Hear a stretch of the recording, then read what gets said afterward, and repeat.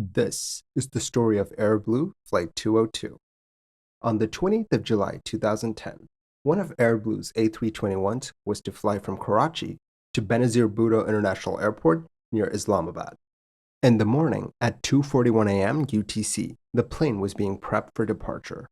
Within a short span of time, 146 passengers were settled in, and at 2:52 a.m. UTC or 8 a.m. local time, the plane took off.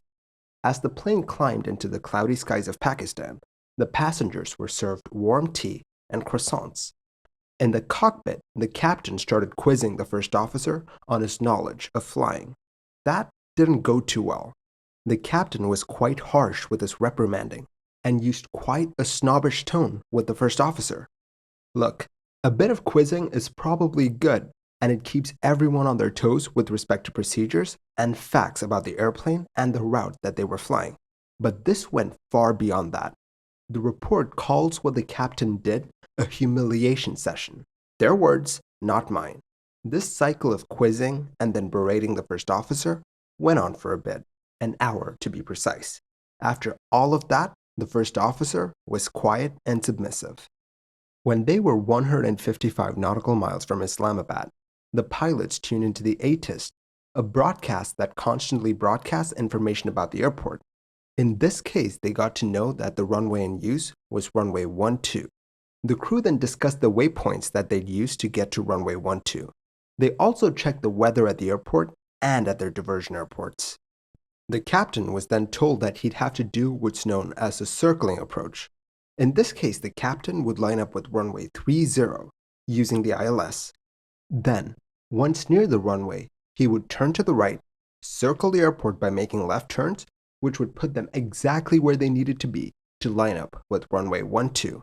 That sounds quite simple, but the circling approach was an intricate dance of timing, precision, and speed. To make this approach happen, you had to break off from the approach to runway 30 at just the right time. Then you had to fly for exactly 30 seconds. After that, turn left to fly parallel to the runway for exactly 20 seconds. Then, when you were abeam of the threshold of runway 12, you had to turn left and line up with the runway. Mess anything up, and you'd end up far away from the runway. The thing is, you had to have the airport in sight at all times when you made these left turns. If you lost sight of the airport, you had to go around. No questions asked. The captain decided that today, he'd be flying the circling approach with the plane in the nav mode. In the nav mode, the plane just follows the flight path that you've programmed into the computer. And so the captain asked the first officer to program in a few waypoints into the flight management system. The thing is, they weren't supposed to use those waypoints. It was not authorized. The planned flight path was much wider than the prescribed approach, but the beaten down first officer never protested. At 3:57 a.m., the captain briefed the landing procedure with the first officer. He wanted to land using the right-hand downwind procedure, but that wasn't what they were cleared for. As the descent progressed, the captain requested a right-hand downwind approach to runway 12. The controller rejected his request because of the limitations at the time. The captain acknowledged this. Soon, the plane was on the ILS for runway 30, and the controller cleared them to descend and to perform the circling approach to runway 12. The captain asked about the right-hand procedure again. The controller again told him that a right-hand procedure was not doable at the time. The captain begrudgingly agreed to the left-hand downwind procedure. The captain continued to take his plane lower and lower. He wanted to descend to 2,000 feet, but was reminded by the first officer that the minimum safe altitude was 2,500 feet. At 4:37 a.m., the captain commanded a right turn from the A321, breaking off from the approach to runway 30. This put the airport on their left-hand side. The circling approach was afoot. As the jet flew the pattern, it started to drop, breaking through the lower limit of 2,500 feet, and it was descending to 2,300 feet. Even though the plane was slower than it should be, the crew commanded a left turn to 300 degrees through the autopilot when they were abeam of runway 12. As they did this, the controller warned the crew that they were near a no-fly zone. By now, Flight 202 was 5 nautical miles to the north of the airport, and a computerized voice in the cockpit said, "Terrain ahead." They needed to turn to the left, even more to avoid the mountains. Right now, they were flying away from the airport. The first officer knew exactly what was happening. They were getting too close to the hills north of the airport. The first officer said, "Sir, higher ground has reached. Sir, there is terrain ahead. Sir, turn left." He was trying his best to get his captain to turn away. The captain began to get anxious. The first officer voiced his concerns again. "Sir, terrain ahead is coming."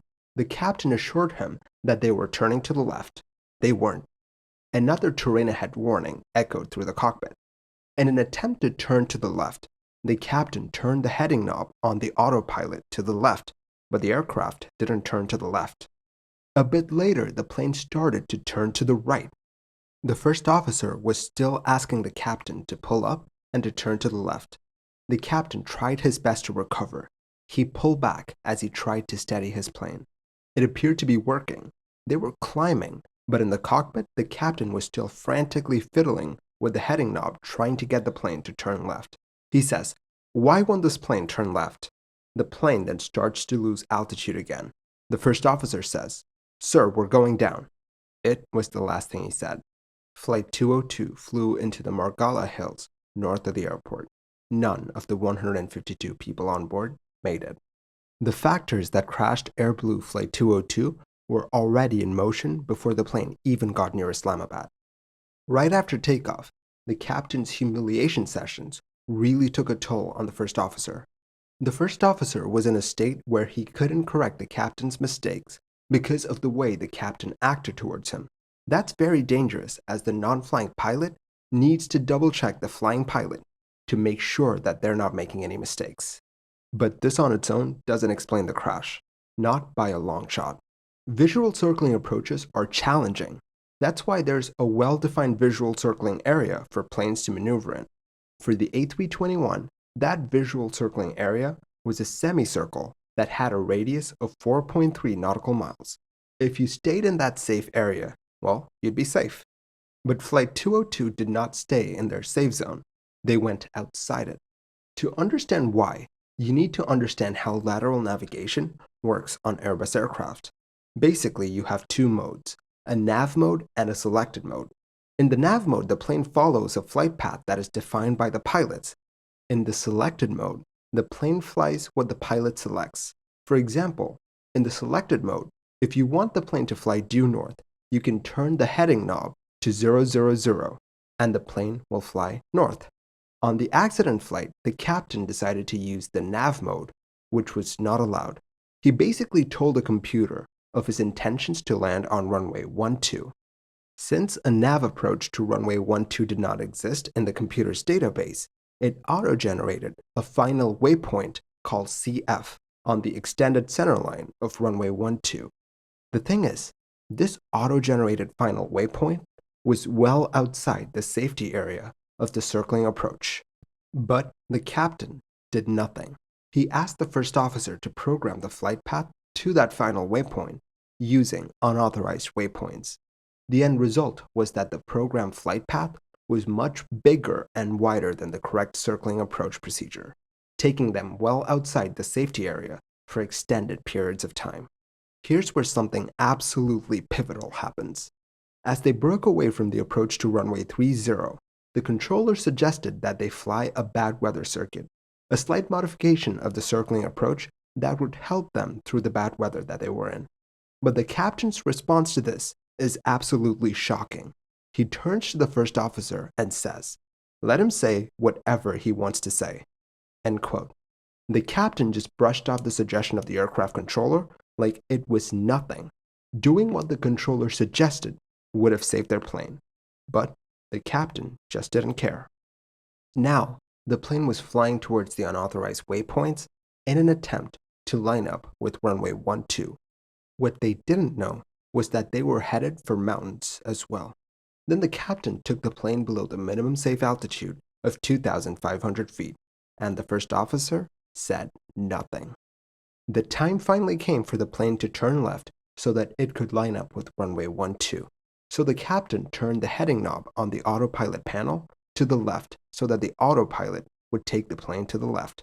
But it didn't. You see, he made a crucial mistake. Since the plane was in the nav mode, you needed to give that heading knob a little tug for the autopilot to change into the selected mode, where it would turn to the heading selected on the display.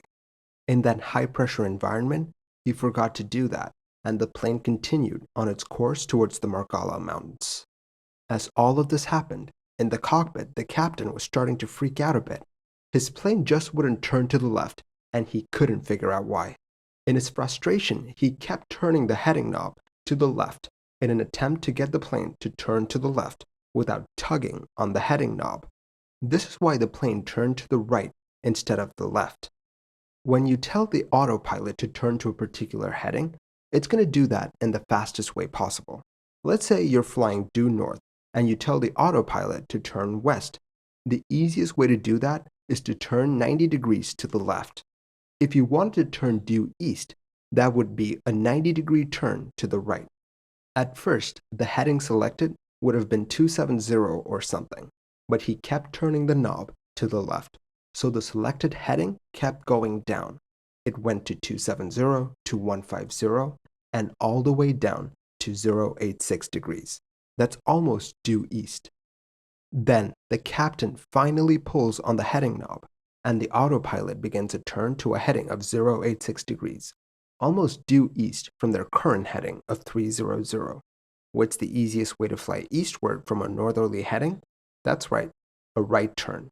So the plane turned to the right when the captain was expecting a left turn. This confused him even more and set the stage for the disorientation that was about to come. When the plane gets dangerously close to the mountains, he tries to avoid the mountains by pulling up, but he botched the avoidance maneuver as well. He never commanded max power from the engines, and he put the plane into a left bank because of his disorientation, and it flew into a mountain. In the end, at least in my opinion, this crash comes down to the attitude of the captain. The really sad thing is that he had multiple people asking him to reconsider his way of doing things. He had a first officer that was concerned for the safety of the aircraft, and he brushed aside the first officer's concerns and pleas. The air traffic controller knew that they were in trouble and suggested that they do a bad weather circuit.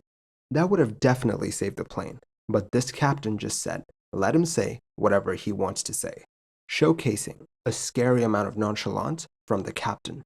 That one phrase, let him say whatever he wants to say, perfectly encapsulates the captain's attitude throughout the flight. He just didn't take other people's opinions into his decision making, and 152 people paid for his mistakes. What do you think of all of this? Let me know your thoughts in the comments below. If you want to watch another video like this, I highly suggest my video on Armavia Flight 967, link on your screen right now. Thank you for watching this episode of Mini Air Crash Investigation. If you like the videos that I make, do consider liking and subscribing. It will really help the channel grow. I'll catch you guys next time. Stay safe.